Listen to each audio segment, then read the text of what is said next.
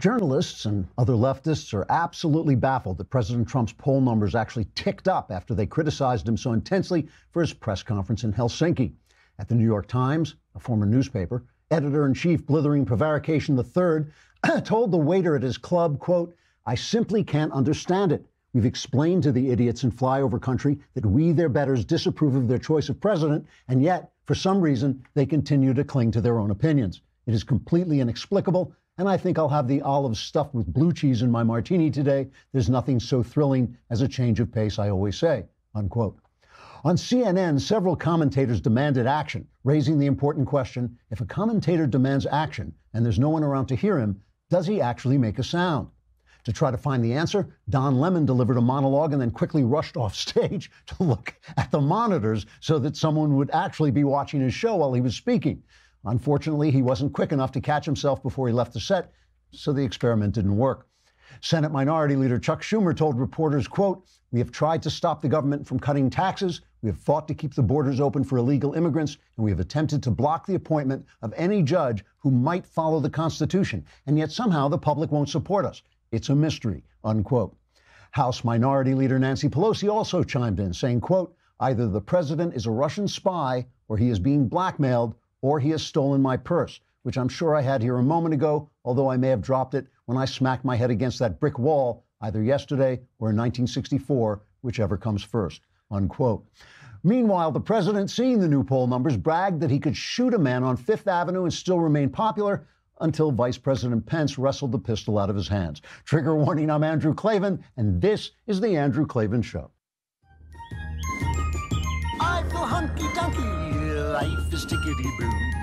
Birds are winging, also singing hunky-dunky-doo. Ship-shape, tipsy-topsy, the world is zippity-zing. It's a wonderful day, hurrah, hooray! It makes me want to sing. Oh, hurrah, hooray! Oh, hooray, hurrah!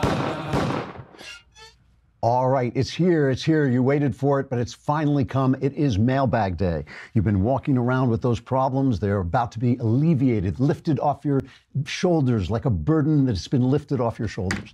Boy, that was a really bad simile. But before we talk about that, here is a sponsor I love, the Dollar Shave Club. And I love them because I spend approximately 15 hours every day shaving my head. It takes a long time to shave my head, and I want to do it well, and I want to do it with a really good razor. And that's what you get from Dollar Shave Club. They have everything you need to get ready in the bathroom. I really have been using recently this thing they call the pre-scrub, which is like, it's this kind of granular thing. It works so well. I don't know. I have no idea why it works so well, but it's really good. I've been using a lot of their products, and Dollar Shave Club delivers everything you need to look, feel, and smell your best. You name it. Shampoo, conditioner, body wash, toothpaste, hair gel. I haven't used the hair gel, but I'm sure it's great. And I'm a big fan of their body cleanser, which I've also been using. All of Dollar Shave Club's products are made with top shelf ingredients. And here's a great way to try a bunch of Dollar Shave Club's products for just $5. You can get their Daily Essentials Starter Set. It comes with body cleanser, one wipe Charlie's, their world famous shave butter, which is terrific, and their best razor, the 6-blade Executive, which is what I usually use. I love that. Keep the blades coming for a few more bucks a month and add in shampoo, toothpaste, anything else you need for the bathroom. Check it all out at dollarshaveclub.com/Klavan. That's dollarshaveclub.com/Klavan, which leads to the musical question, how do you spell Klavan? It is Klavan, no E's. There's no E's for the wicked or in Klavan. All right. You know, there are times, sometimes I'm reading the news, watching TV, and I realize that I see the world like so differently from a lot of people that I start to question myself. Like, is it me? If everybody else is seeing one thing and I'm seeing something else, you know, maybe it's me. But I'll tell you the difference. I'll tell you the way I look at the news that I think is different from the way most people look at the news. Most people look at the news and they ask what's happening. And that's how they judge the news. Is something bad happening? Is something good happening? Absolutely valid. I do that too. But I also ask myself, what do I want? Where am I going? What do I want? So for instance, I mean, this is true in my ordinary life. A lot of people will say, well, some book you have comes out, nobody buys it. Did I write it to be a bestseller? Is that what I wanted? Or did I write it because I know it's going to be read into the future? I mean, I've had books come out that at the time nobody bought, And then, like, I'm still receiving royalties from them because they keep selling, because people discover them. I wrote the book, some of my books I wrote just because I knew it was going to be good. And I knew people wouldn't like it right away. I knew it wasn't a bestseller, but I wrote it and I asked myself, what do I want? So I don't get disappointed when I don't get something I didn't want that I wasn't aiming at in the first place. Same in politics. You know, when they did this thing on immigration recently, where they found 2,300 kids had been separated from their parents and all the pictures of the children crying and all this stuff. And I thought to myself, well, wait a minute. What do they want? Because that's the other question you have to ask. What does the person talking to you want?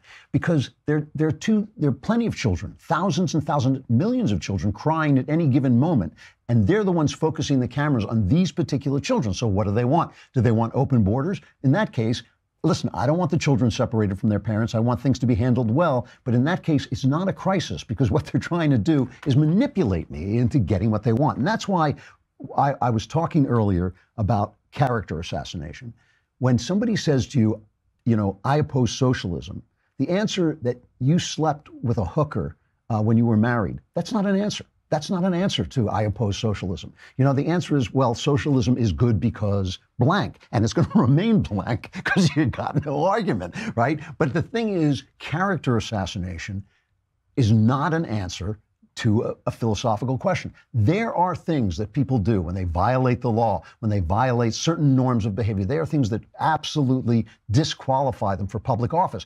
But since we know, as I pointed out earlier this week, since we know from the experience of Teddy Kennedy, not to mention Bill Clinton, but Teddy Kennedy especially, we know they don't care. The left doesn't care about character. We ask ourselves, what do they want and what do I want? Now, here's the thing. I've said this a lot, but it's important. I want freedom. And when I say that, I feel I don't explain that enough. That doesn't mean I can do anything I want. I can, you know, run around punching people in the head or live any lifestyle. Freedom is part of a network, a community, a political entity that allows me to think and speak and do what I want, as long as I don't physically harm somebody else, as long as I'm not immediately harming someone else. I can say anything I want as long as I don't threaten death to someone, and I can think anything I want, and I can do almost anything I want, but I have to consider, am I harming the structure? Am I harming the structure that preserves my freedom? So if I have a child out of wedlock and I can't pay for that child, somebody's going to have to pay for that child. That means I'm taking away somebody else's money, which means I'm taking somebody else's time, which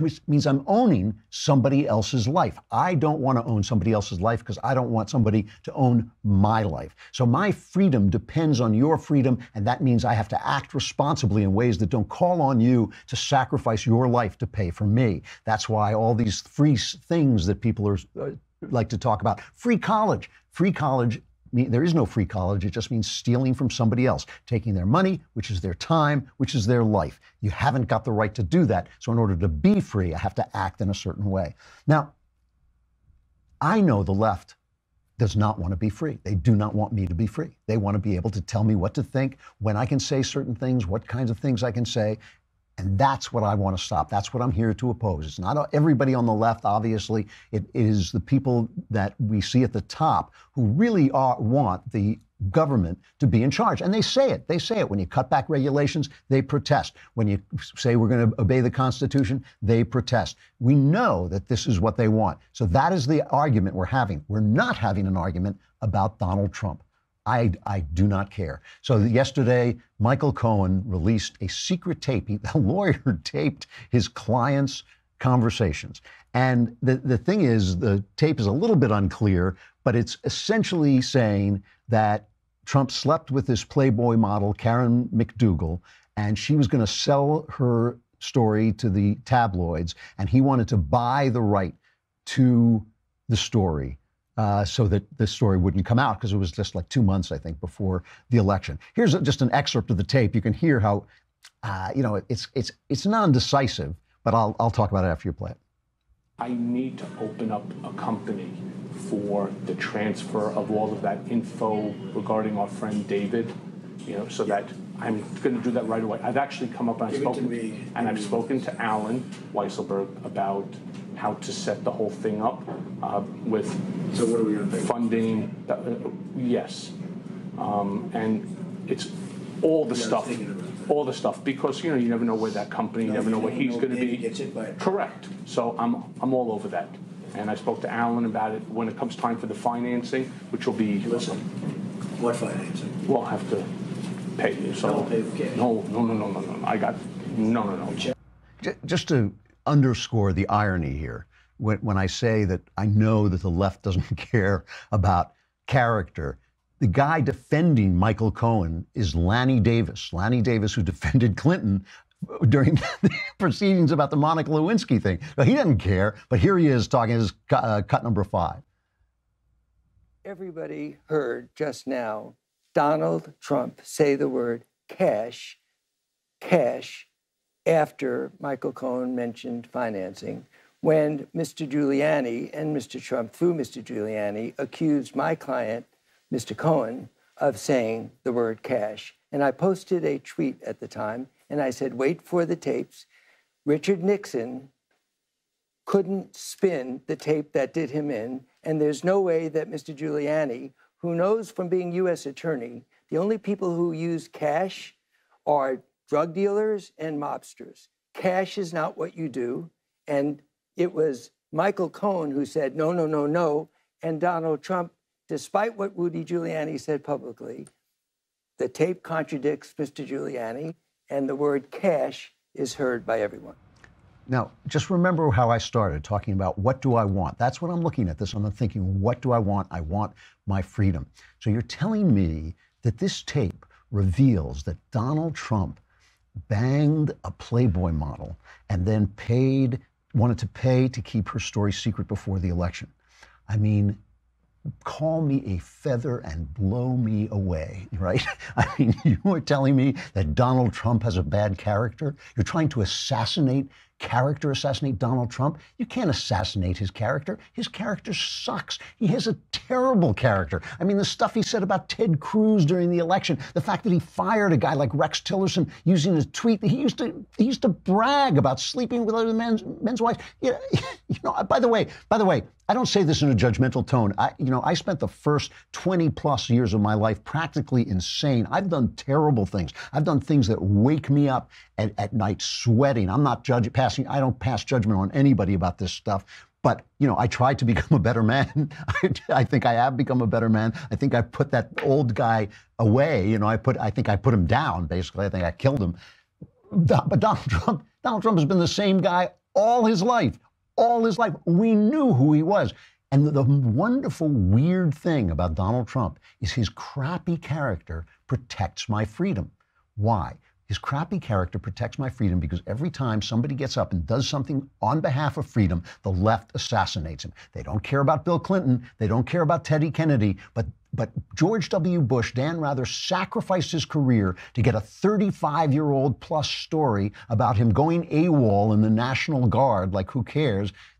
He sacrificed his career to anything he could do to assassinate that man's character. Mitt Romney, they assassinated his character, but they don't care about Bill Clinton. They don't care about Teddy Kennedy. They don't care about anybody on the left. So when they try to assassinate Trump's character, they can't. He's bulletproof because we already know what a bad guy he is. His badness, his personal badness, protects my freedom. It is a weird, weird thing. So George Will, who, I always kind of respected George Will. I've always, Andrew Breitbart used to say about George Will that he was a Republican from the days when Republicans were happy to be in the minority. There was a long, long period of time when Republicans just had a very comfortable, I think it was like 38, senators minority. They could never get anything done, but they could complain a lot. And the kind of general idea, just the feeling in the air was that the Democrats were going to own the Senate forever, and that was the way it was. And that was George Will's Republican Party. Now, when Republicans are a living, breathing entity actually accomplishing things through Donald Trump and his bad character, George Will hates Donald Trump, and he has become just a tad of a pompous ass. I hate to attack the guy because I actually have respected him in the past, but really it's absurd. But anyway, he's on Lawrence O'Donnell's show. But he makes the point that when Lanny Davis compares this nonsense, this little nonsensical story, which is blowing up because it's the summer and they haven't got anything. And they don't want to cover the fact that North Korea is actually disassembling one of its nuclear sites. It's like nice. It's like nice. Now, because of Donald Trump, the North Koreans are not going to blow up the Democrats so that the Democrats can complain about Donald Trump's sex life. That's basically that's basically the absurdity of summer news, okay? But even George Will comes out and says, yes, Donald Trump, horrible, horrible fellow, but comparing him to Nixon is absurd. This is cut number 2. Well, I'm hearing redundant evidence that Mr. Trump is a seedy man whose incontinent sexual appetites get him into trouble with seedy women. Now, this is not news at this point in his presidency. I'm not hearing anything remotely like, you refer to earlier tapes, the tape in which Richard Nixon says, well, let's get the CIA to lean on the FBI to cover up a criminal conspiracy. In the one case, Donald Trump was a private citizen when that tape was made. Richard Nixon was president of the United States. I'm also hearing something else on the part of people analyzing this, and that is an attempt to turn all of this into a campaign finance violation. We really do not want, Lawrence, to go down the road where we say anything that happens that can be helpful to an ongoing political campaign should be monetized and counted as a contribution and therefore contribute to the criminalization of American politics. I think that's a terrible way to go. There are lots of ways of judging Donald Trump without getting into that swamp. What's really interesting, and George Will doesn't mention it because he's on MSNBC, and if he had mentioned it, it would have been like Thunderball, the James Bond movie. His chair would have opened up and there would have been sparks and he would have disappeared in a puff of black smoke. What he didn't mention is all those things that Nixon was doing, Barack Obama, whatever the hell his name was doing. It's hard to remember now because his legacy is just kind of like, it's almost like the empty breeze just blowing past our studio. But, you know, Obama was doing all that stuff. He was spying on Trump. He was using the FBI. He was using the CIA. Obama did it all, the IRS. So all that stuff that was not on this tape about Donald Trump buying off the babe, you know, which I got to be honest with you, there's some, when you listen to the tape, it's really hard to hear what Trump is saying. It's hard to hear whether he's saying no cash or use cash. It is difficult to hear. I'm convinced he was doing this. You know, Trump can deny it all he wants. That's who he is. That's who he is. Again, you know, when the billionaire Playboy Club, you know, gathers together, they would throw him out if he weren't sleeping, you know, cheating on his wife with Playboy models and buying them off. That's what they do. But the thing is, what Will should be asking himself, what George Will should really be asking himself, is why does it take a man of this kind of character to do the great things that Trump has been doing, the cutting back of regulations, the appointment of great Supreme Court justices and other justices, the tax cutting, the typical thing. I mean, as Henry Olsen pointed out yesterday, the things that Donald Trump is doing are mainstream Republican American things. They are down-home American things that people support.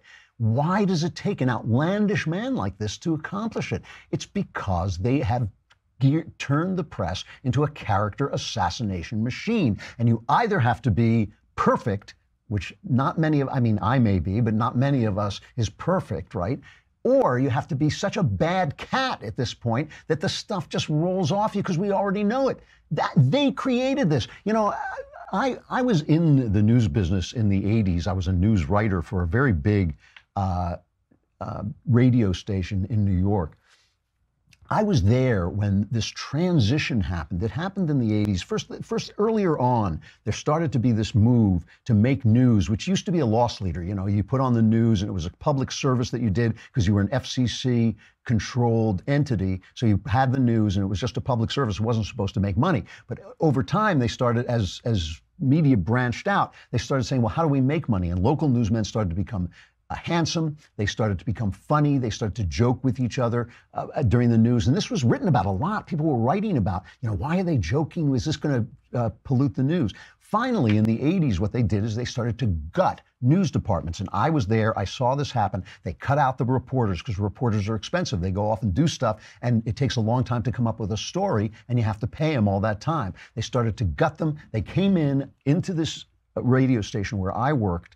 The new boss came in, And he told us, and we were known as the New York Times, which at that point was a compliment. When I called them a former newspaper, it used to be a good newspaper, we were known as the New York Times of the airways. Because I would come in and write a story about, say, the federal budget. My story would be 40 seconds long. In radio news, that's an eternity. And the new boss came in and said, no, we're not doing that anymore. Our stories are going to be 12 seconds long, and they're going to be about as many stories about condoms and AIDS and anal sex as you can get in there, because that's what people are talking about. That's what they care about. Well, this guy and I got into, the last time I've ever got into a nose-to-nose screaming match with anybody. I mean, it really, I do not have a big temper, and I certainly don't get in arguments when I think I'm in control, when I think I'm going to win. But I was a nobody. I was a writer. It was a low-level position. I was arguing with the boss, and man, oh man, I made his life a living hell. Now, I can't guarantee that that's why he left, but a lot of people felt that I had chased him out. He quit the job pretty early.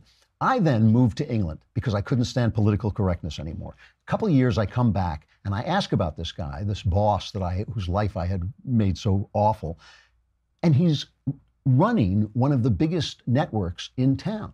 I even went and talked to him. We sort of had a friendly, bland conversation. And I realized I had been a pebble on the beach, and he had been the tide coming in. That was what the news was going to be. It was going to be about sex. It was going to be about what caught your attention. It was going to be that because they didn't have the news people anymore. They weren't spending the money on the news people to get the news, right? And so they were making money by the more audience we get, because we're talking about AIDS and we're talking about condoms and we're talking about sexual acts that had never been spoken about before, and our stories go by in 12 seconds.